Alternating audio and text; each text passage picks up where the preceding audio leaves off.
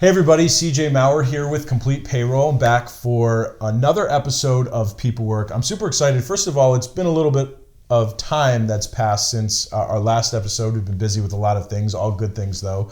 But I'm also excited with my guest today, which is Ginine Capozzi from KnowledgeForce Consulting. Janine works in employee education and employee training, and is somebody that I've been fortunate enough to get to know a little bit over the last year, and really respect you as a person, and also your professional philosophy on things and the value that you bring to a lot of companies. And with us being a payroll company, but really being a human resource company, it really rubs up against a lot of the similar things that, not so much that we do, but that our clients and our audience really cares about, because we interact with a lot of people who run businesses and manage workforces. And so what Janine does and the expertise that she can share really falls directly in line with that.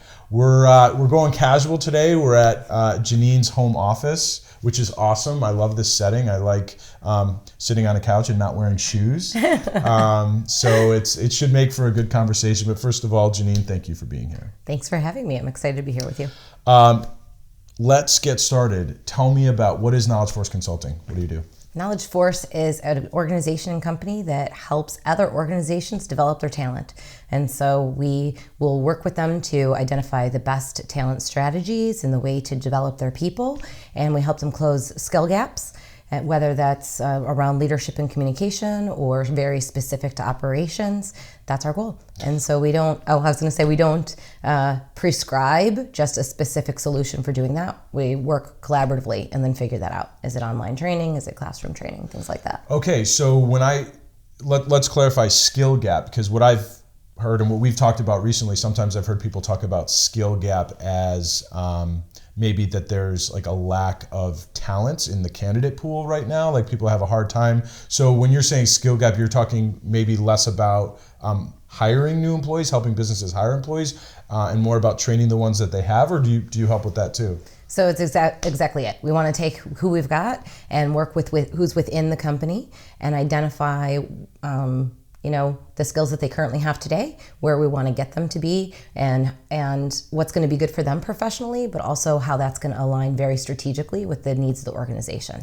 And so sometimes it's difficult to find those candidates, especially in certain industries. And so we can train our own people and get them on board together to be able to elevate and bring everybody to the next level. Most business owners and managers I know would so much rather elevate their current people, promote their current people, train them on new skills than find new people. That much I know for sure. So. Exactly. And it's a matter of training on new skills, it could be, or it could just be refining and getting better at skills they already have. So sometimes I like calling it moving the middle. Sometimes we've got a good group of people that we're working at, but we're just trying to get to the next level. The only way we can do that is to bring those skills that are already good or are great already to even greater, even better. And so it's leveling up. So what are some types, give me some examples and give our audience some examples of different types of trainings that your clients engage you for that you think are important. Right. So there's all different kinds of things that people focus on, but primarily operations training. So how do we do something today? It might be changing in the industry. People might, in your company, for example, bring in a new software platform, and now operations and processes and procedures need to change in order to do that. How do we educate them on doing something new in that type of space? Another thing might be that we're growing and we need to elevate our leadership skills in frontline managers. They've never had the opportunity to do that before, and now we want them to be able to coach their own people or grow the business unit or whatever that might be. So it's helping them get skills to be able to go to the next level again. So all different types of things, but I would say primarily around operations enhancements or changes that happen in an organization, some leadership development, frontline, middle level leadership skills, things around team building, culture, establishing a really strong business culture within the organization, stuff like that. Now, am I just imagining this, or at one point when we were planning this conversation, did you also talk about maybe like new product rollouts, yes. things like that, educating employees about like new products and services being offered too? Absolutely. Yeah. So part of that kind of links in a little bit with operations. So companies are rolling out new products, rolling out new services. They often really focus on the training that's just for salespeople. How does sales force get out there and sell that? We help develop and launch training that helps salespeople grow and be able to deliver those messages better. But we also help develop specific training for how customer service, phone, tech support, phone support, back office operations also needs to be trained on how are we going to, support our customers now that we've launched these new products as well. Yeah, it's funny you mentioned that. It reminds me of the new New York State sexual harassment prevention law. So we're not going to get into all the details about that because it's a lot of moving pieces. We're up against the deadline. The state did, in that instance, the state passed a law, and part of that law was mandatory training, and they did provide some model training guidelines and things like that, as well as the policy, all that stuff, right? But we're a company where a lot of our clients were looking to us to help them with that. Whether it be like putting together a video training, having a service where we can customize policies for them and really just help them with the overall compliance. Right. As a payroll and HR company, like some of the services that we do are labor law compliance, whether it be sexual harassment, whether it be New York State paid family leave, some things that have rolled out in the last couple of years. And even something that seems relatively simple, being on the inside, I was able to witness what an undertaking it was internally. Now we're fortunate enough we have an internal training department on staff, which is really great. Yeah. But there was a lot of work that went into training the sales team, training the operations team to understand, if clients come to us for this, and they have these questions, here's what you need to know, here's how our product and service works, here's how to manage expectations. Like there's a lot that goes into that. Exactly. And so a lot of times people don't think about training it. They get very focused on launching the product or launching the new service and less about what do we do once we've got it in the marketplace. So that's where, a consultant like me can come in and help develop and supplement teams. I work with organizations, like yours in the sense that you have a training department, but there's just certain skill sets or certain areas that need to be, shored up or get some additional support. I love to come into environments like that and do that a lot. So sometimes companies think, sometimes companies think that if they have their own training department, they don't need to really go outside and look for more. But there's really areas of specialty, and there's ways that bringing outside support in can really be helpful. Oh yeah, I don't doubt that. And speaking of that, New York State training, that's a really good example. So sometimes there's off-the-shelf stuff, and we've been helping companies in the sense that even though they've got this off-the-shelf, New York State set the guidelines, and we're kind of figuring out what there is. Companies then also want to sometimes augment that. So and they supplement it by having custom developed or things that are very specific to their organization then brought in. So how does this apply in our environment? So you could go out there and read a book or have training or go to Udemy or things like that, where there's other training, very large training suppliers, but they're offering something that is more broad and generic. And then we could use that as a base, but then we supplement that with how does that apply here? What are we doing with it within our business? How does that all connect together? And that's what really makes training stick. Is when people can make the leap and the connection of, oh, I see this idea, but it really comes together with how I'm working every day and how I'm working in my day-to-day environment. When we bring those two things together, you have a stronger chance of shifting performance, which is ultimately why we send people through training. Right. Better outcomes. Better outcomes, and so better results. And so I like to call that the return on talent investment. We want to look at it and say, I've invested in talent in all of these different ways. What's going to be that return? One of the ways that we measure return is what has changed in the environment. What procedures are better? What are people doing more? What efficiencies have we gained? What reduction in waste has occurred, whatever that might be. We define them together, but those are the return on talent investment metrics. You just answered my next question. I was going to ask you, how do you try and measure or define return on talent investment? But you already answered it. Oh, look at that. Lock and step.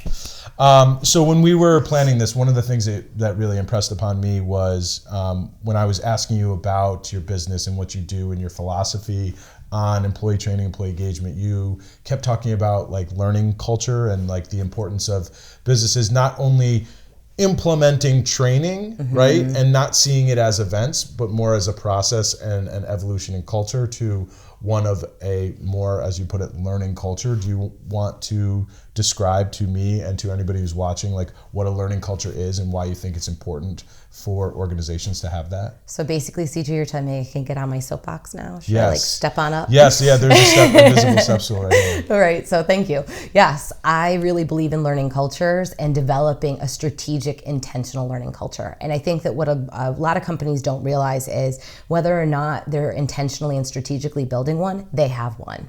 And so I ask clients to pause and reflect and think, how are people learning in our environment? Are they learning peer-to-peer? Are they learning over the coffee pot? Are they learning through complaints? Are they learning the right things? Are they learning from the right people? And are they doing things and what they're learning and growing and changing their behaviors around? Does that fit and align with the strategic vision of the company, not only today and in 3 years from now, but in 5, 7, 10 years from now? And so learning cultures are intentionally designed and they're very tightly aligned with business objectives and this long-term strategic vision of a company. And so then what we do once we have an understanding of where we want to go, then we can look back and say, okay, this is what it's going to take to get there, and intentionally design a program, curriculums, long-term continuum of development rather than just one-off short things to try to like plug holes in a dam. And so that's why I really believe that learning cultures are the way we need to go, and they are truly the differentiating factor in business. There are so many studies and so many statistics around the fact that training and development does make a difference, and strategic training and development makes an even greater difference. And so that influences that return on talent investment number, right? So, I can have a return on talent investment number, and it could be okay, it could be good, but why wouldn't we want to make it exponentially better? We do that by being strategic about what we're doing. Yeah, so the difference between like coaching and education and training and strategic coaching, education, and training is one is just providing training and things like that, and that's good, but one is like seeing like the connectivity of it all and designing them so that they kind of all align toward a broader goal of culture and talent investment and things like that. Exactly. Okay. Exactly. So it's just having a long-term vision for what we want to do and building it so that people are constantly learning. So it doesn't feel like this one-time event, oh, I went to training today, and that there's no connection to anything else around you. When you have an actual culture, it becomes an everyday thing. It just becomes a habit of learning. It becomes a habit of doing something new. It becomes a habit of going out there and reading a business article and thinking, how does this apply to my team? How does this apply to what we do? And it's weaved in so that all these conversations that you're having are around how are we continuously learning. Marketing branding kind of works the same way, right? If you define who you are, what you stand for, and you don't just talk about it externally on your website or your social media pages, your ads, but you build that philosophy into internal communications, client communications, customer service, rituals.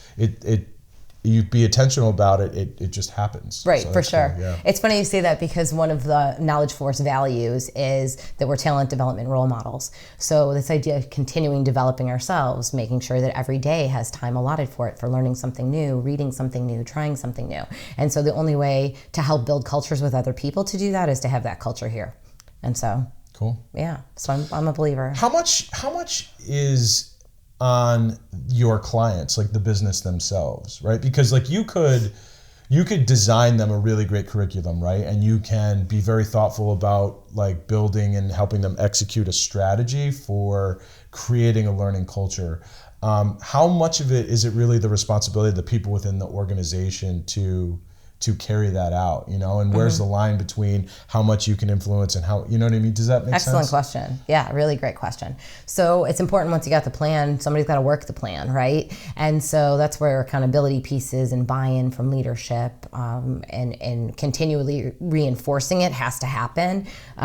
There's ways and strategies and things we can do in the design to help promote that and foster it, but businesses have to believe it. They have to believe that investing in people makes a difference, and then continually account for it, plan for it, budget for it, and allow the time in the workplace for it to happen, and to be out ahead, proactively handling it versus reactively handling it.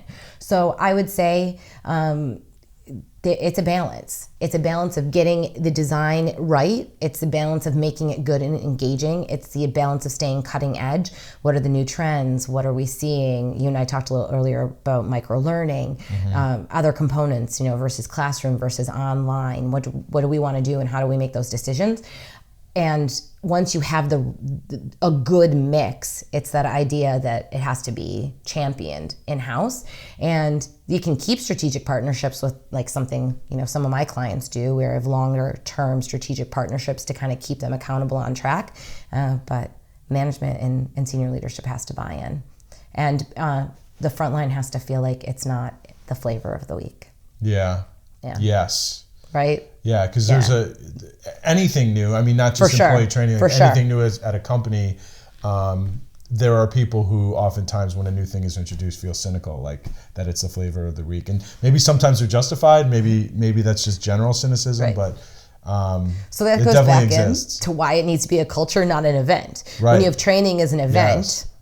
Then of course it's just going to feel cynical. Oh, they're sending us through training. Oh, that's going to be fun. Oh, today's a day out of work. Oh, the food was good, right? Right. But when it becomes something that's ongoing and happening continuously, then it just feels a part of what we do, instead of, oh, today was one fun day. Today was 3 hours out of my daily work. And some people love to take half that day and go to training, think, great, that's 4 hours of my day. They get to do something unique and different. And other people walk in and dread it because they think about what they left behind, what they're going to be going back to, and have a hard time focusing in that moment. So what we really try to do is say, these are just continuing opportunities for you to learn. It doesn't feel so event-based that way. That's really interesting. I would love for one day to introduce you to our internal trainer, Kelly Carson. Kelly, if you're watching, maybe one day we could do like a little panel where it's the three of us talking about this, because I feel like you guys could really expound on this, because it's something that you guys are experienced in, you're very passionate about.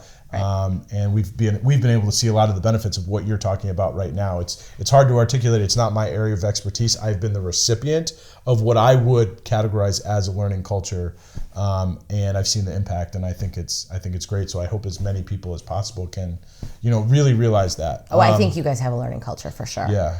Because it's continually reinforced, you're encouraged, all of those components. It's intentional. A lot of times it's peer-to-peer too. Peer-to-peer is great. Yeah. I mean, people always think of training as having to be this very formal thing. And sometimes we build structures in around that peer-to-peer stuff so that we know that we're getting what we want and that time is well spent and purposeful, but it's still peer-to-peer. And some of the best ideas and the best movement forward comes from just conversations like this. Yeah, no, it's fantastic. You talked about micro learning, but before I jump into that, what actually that reminded me of is, in this age of technology where you don't have to be in the same room to effectively communicate and connect. Not to mention the fact that a lot of businesses now employ remote workers. People who work from home, people who work in different cities, different countries. What's your experience like with live in-person versus remote training? Do they have different impacts? Can it mostly be carried out the same way, have the same impact? Is there anything that people should know in terms of discerning between what to do? Yeah, live or remote trainings. Yeah, I mean, like everything, there's pros and cons to both. Do a lot of live training. That's great for interactivity and larger group discussions and things of that nature. So depending on the types of skills you want to build, that might be the right environment to do that. There's incredible online tools now, very affordable and inexpensive ways for people to be able to get some additional online training and develop that. There's different kinds. There's what we called remote in person or virtual webinars, virtual training. So there's things where we could bring a group of people together. I've got a client who's doing this right now. They've got multiple offices.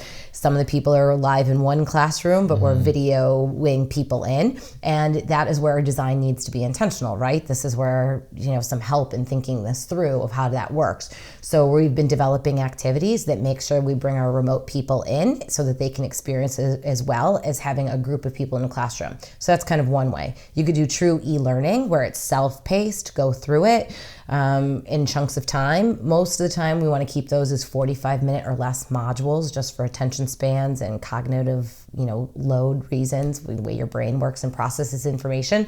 So those, there's all different ways to do that now, but that's considered, self-training. I'm doing it self-paced. One of the great things about self-paced training is opportunities to kind of practice and make mistakes. So people can do things over and over, try it again, go back and listen, pick up concepts, more quickly or more slowly. So they have the opportunity to do that.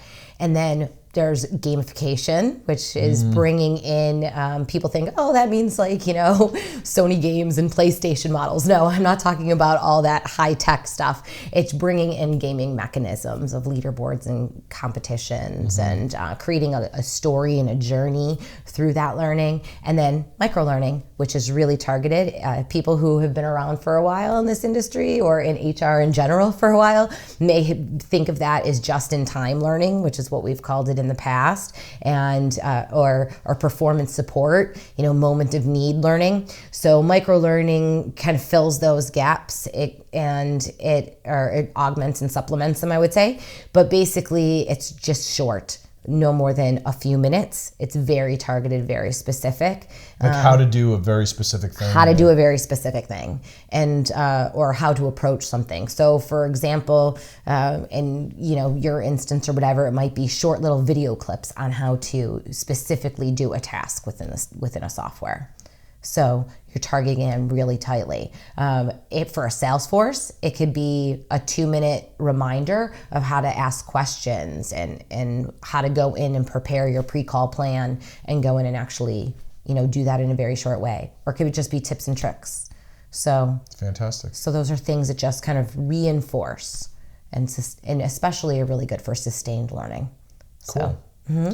So, what would you say are signs within an organization that may suggest they should need some type of formal training? What things, you know what I mean? If you're a business owner and maybe or an HR manager or something, maybe this thing isn't on your radar, but maybe there's a symptom of a problem that exists somewhere that could be solved with training. What are some of the, phrased another way, what are some of the situations that lead people to hire you? Right, really? Right.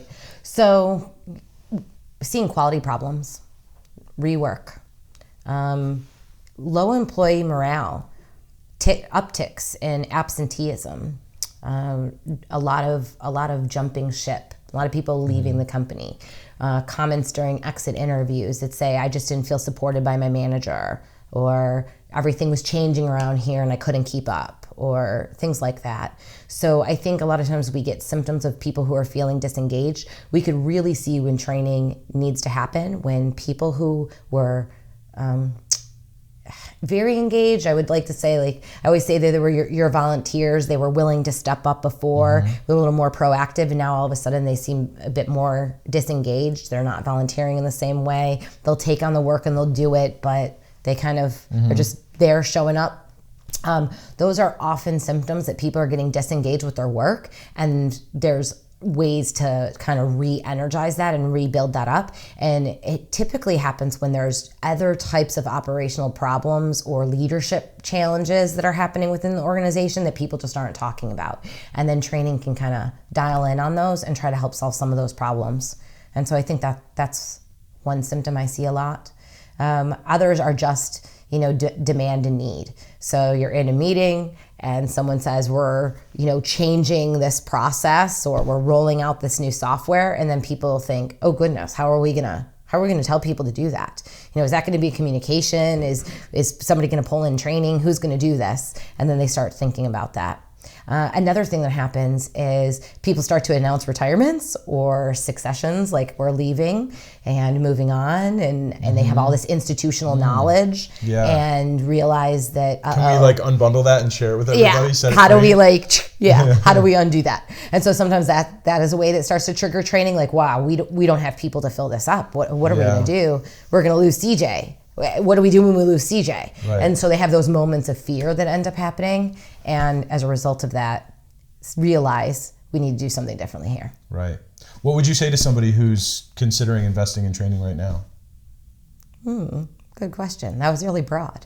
I would say do it.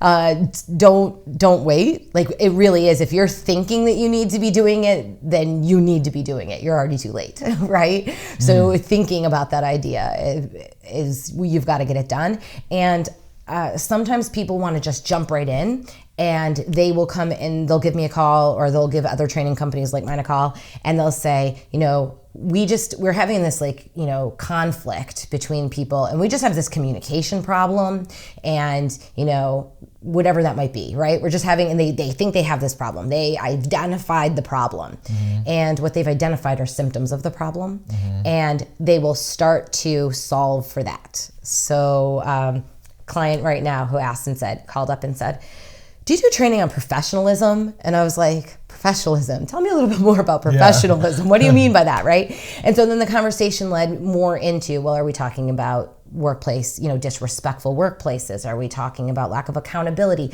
What is it? Could be email etiquette. It could be, like all of this, anything, right? All of this stuff, right? Oh, they yelled at is this like internal to each other? Is this external to a client? Where is that? So I often get asked about training. People are thinking they need training, as you've said, are thinking about it because they're thinking about a really specific issue that they're facing. And so then companies like KnowledgeForce get questioned around, well, do you do X? Do you do this kind of training? And some companies will just respond and say, yeah, we do, or no, we don't. And I say, why are we asking? Because I really think that we need to dig down and confirm that really is the problem versus the symptom of the problem, and then figure out whether or not training is even the right solution. Is it a part of the solution, whatever that might be? So we just covered a ton of stuff here, probably even more than I expected. I think it's all really, really great. But before we part ways, is there anything else that you want to share that maybe came to your mind today that you think anybody watching might be interested in hearing? Thinking. So I guess as we were talking, I was just thinking about, we've covered so many topics and things that it could feel overwhelming. And I just want to say that the vast majority of businesses are doing a really great job already, right? They're successful. So they're already implementing and already using a lot of training components. And so the big thing about that is you already have a lot to leverage from. Working with a training partner and training solutions person is going to just help you elevate that game and get it to the next level, and do it in a very strategic way. So I just want to encourage people to take that first step forward and bring somebody in, talk to them, have a consultation, figure out what you can do to develop that strategy. I think that would really get people started. I don't want people to be overwhelmed by the fact that they may or may not have budget to do it, or feeling like it's this huge thing, this huge initiative that they've got to get going. Take the very first step, have a conversation, figure out where they want to go. Okay, so if you're watching on YouTube, Janine's contact information will be in the video details. If you're on a webpage, they should be at the bottom of this page. If you're on social media, click the link to go to the webpage where you can find Janine's contact information. So for anybody that may be interested in following up with you, starting a conversation, knowing that they have access to your contact information, what might you say to them to help start a conversation? So just say, please reach out. I love to have these conversations. I love to help people kind of get the ball rolling, and am happy to have you contact me. You can reach me on my LinkedIn. Through LinkedIn is a great way. Also, I have a blog, some video stuff, and my Twitter. I love Twitter. KnowledgeForce1. Nice. Yeah. Love the plug. We'll make sure to tag you on LinkedIn too. All right. When we post this. All right. Thanks. Thank you so much. Bye, guys.